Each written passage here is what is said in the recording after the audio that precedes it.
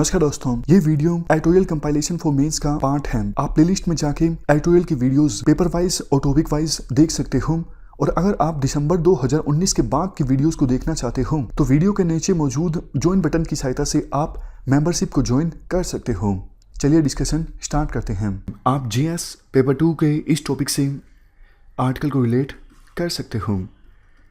वैसे देखो, strategic autonomy का मतलब फॉरेन पॉलिसी के संदर्भ में ये होता है, कोई भी देश जब अपने डिसीजन खुद से लेता है अपने नेशनल इंटरेस्ट को देखते हुए, वो किसी दूसरे देश के दबाव में आके अपने डिसीजन नहीं लेता है। जैसे मान लीजिए यूएसए के दबाव में आके हमने ईरान से ऑयल को इंपोर्ट बंद कर दिया, तो मतलब हमारे पास स्ट्रेटेजिक ऑटोनॉमी नहीं थी। इस मामले में हमने हमारे नेशनल इंटरेस्ट को देखते हुए फैसला नहीं लिया, हमने अमेरिका के दबाव में फैसला लिया। अभी कंटेक्स्ट ये है, पिछले हफ्ते हमारे जो विदेश मंत्री हैं सुब्रमण्यम जयशंकर, इन्होंने साउथ ईस्ट एशियन फोरम पर एक बात बोली, इंडिया ग्लोबल इकोनॉमिक एंगेजमेंट में स्ट्रेटेजिक ऑटोनॉमी हासिल करना चाहता है। अब देखो, ध्यान देने वाली बात यह है, ग्लोबल इकोनॉमिक एंगेजमेंट में स्ट्रेटेजिक इकोनॉमी का मतलब ये है कि इंडिया दूसरे देशों पर डिपेंड ना करे इकोनॉमिकली। एग्जाम्पल के तौर पर अभी बहुत सारी चीज़ों के लिए हम चाइना पर डिपेंड करते हैं, जैसे एपीआईज हैं, एक्टिव फार्मास्यूटिकल इंग्रेडिएंट्स, या फिर कुछ दूसरे इलेक्ट्रॉनिक्स आइटम्स हैं। अगर चाइना हमें ये आइटम्स देना बंद कर दे तो हमारे लिए दिक्कत क्रिएट हो जाएगी। तो हम ग्लोबल इकोनॉमिक एंगेजमेंट में स्ट्रेटेजिक ऑटोनॉमी चाहते हैं। हमारे प्रधानमंत्री भी फोकस कर रहे हैं भारत को आत्मनिर्भर बनाने पर। सरकार ने आत्मनिर्भर भारत नाम से एक कैंपेन भी लॉन्च किया जिसमें बहुत सारे फैसले लिए गए। लेकिन देखो, इस पर कुछ एक्सपर्ट्स के कंसर्न्स भी हैं। कंसर्न्स ये हैं कि भारत को सेल्फ रिलायंट बनाने का मतलब क्या ये है जो 1970s में इंडिया में देखने को मिला था कि इंडिया को जो कुछ चाहिए वो खुद से ही इंडिया मैन्युफैक्चर करे, इंडिया इकोनॉमिक टर्म्स में सेल्फ सफिशिएंट होना चाहिए। ऐसा होना चाहिए कि इंडिया को दूसरे देशों से कुछ इंपोर्ट करने की आवश्यकता ही ना पड़े। क्या सरकार ऐसे भारत का निर्माण करना चाहती है? अगर देखो इसका आंसर यस है तो ये एक रिग्रेसिव स्टेप होगा, क्योंकि ग्लोबलाइजेशन के बाद हम बहुत आगे आ चुके हैं। विभिन्न देशों की जो इकोनॉमीज हैं आपस में कनेक्टेड हैं, और अगर हम सेल्फ सफिशिएंट होने की दिशा में आगे बढ़ते हैं तो मतलब हम हमारी इकोनॉमिक एंगेजमेंट को ख़त्म कर रहे हैं दूसरे देशों के साथ। ये तो सही नहीं है। बट सरकार का ये कहना है हम इस डायरेक्शन में जा भी नहीं रहे हैं, ये सही नहीं है तो हम ये कर भी नहीं रहे हैं। ग्लोबल इकोनॉमिक एंगेजमेंट में इंडिया की स्ट्रेटेजिक ऑटोनॉमी से मकसद सरकार का ये है कि इंडिया ग्लोबल इकोनॉमी में पहले की अपेक्षाकृत और ज़्यादा कंट्रीब्यूट करे, इंडिया अपने नेशनल पोटेंशियल को अचीव करे, इंडिया अपने टर्म्स पर एंगेज करें। जैसे अभी तो देखो हम इंपोर्ट ज़्यादा करते हैं दूसरे देशों से, हम इंडिया को ऐसा बनाना चाहते हैं कि इंडिया एक्सपोर्ट ज़्यादा करे दूसरे देशों को। सेल्फ सफिशिएंट हम नहीं बनाना चाहते, हम टर्म्स चेंज करना चाहते हैं। टाइटल भी आर्टिकल का यही है, री इन्वेंटिंग इंडियाज स्ट्रेटेजिक ऑटोनॉमी। अभी जो इंडिया चाइना के ऊपर डिपेंड करता है बहुत सारी चीज़ों के लिए, इंडिया चाहता है वो चीज़ें हम बनाएं और हम वो चीज़ें फिर दूसरे देश को एक्सपोर्ट करें। इसके साथ साथ हमारे विदेश मंत्री ने इसी प्लेटफॉर्म पर बिना चाइना का नाम लिए एक बात कही कि देखो ग्लोबल इकोनॉमी में रिस्क हैं, और वो रिस्क और भी ज़्यादा गंभीर होकर सामने आए हैं कोविड-19 की महामारी में।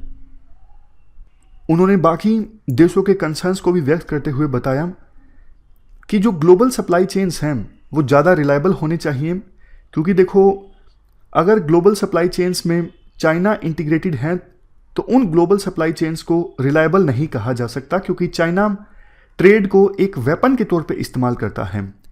जैसे ऑस्ट्रेलिया के प्रधानमंत्री ने मांग की कि स्वतंत्र जांच होनी चाहिए, इंटरनेशनल इन्वेस्टिगेशन होनी चाहिए, वायरस कहाँ से ओरिजिनेट हुआ। उसके बाद तो चाइना ने डराना धमकाना स्टार्ट कर दिया, धमकी देना स्टार्ट कर दिया ऑस्ट्रेलिया को कि हम आपसे सामान खरीदना बंद कर देंगे। तो फिर दबाव में आके कुछ रुख जो है नरम पड़ा ऑस्ट्रेलिया का, बट ये सही नहीं था। इस मामले में चाइना ने दिखा दिया कि चाइना ट्रेड को एक वेपन के तौर पे, हथियार के तौर पे यूज करने को तैयार हैं।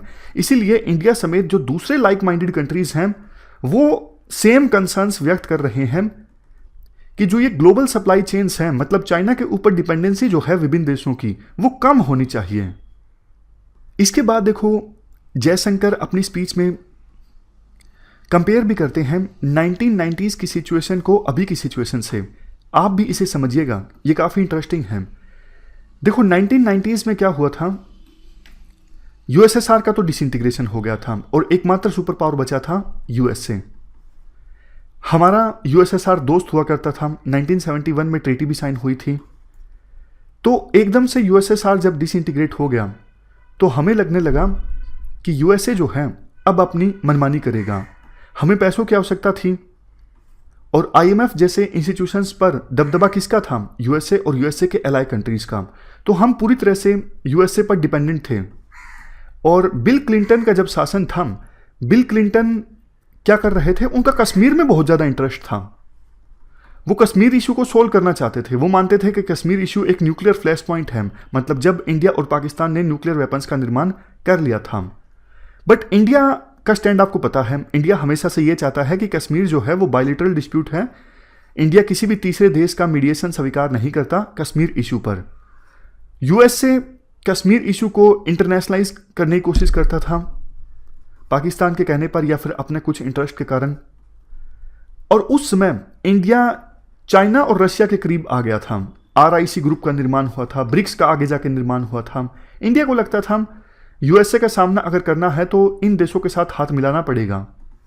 उस समय भी इंडिया स्ट्रेटेजिक ऑटोनॉमी चाहता था, मतलब इंडिया नहीं चाहता था कि यूएसए के ऊपर वो पूरी तरह से डिपेंडेंट रहे। आज हालात ये हैं, चाइना जो है, चाइना के साथ हमारा इकोनॉमिक इंटीग्रेशन काफ़ी है, बट चाइना के ऊपर अपना डिपेंडेंस इंडिया कम करना चाहता है। पहले खतरा यूएसए से था, आज के समय में खतरा चाइना से है।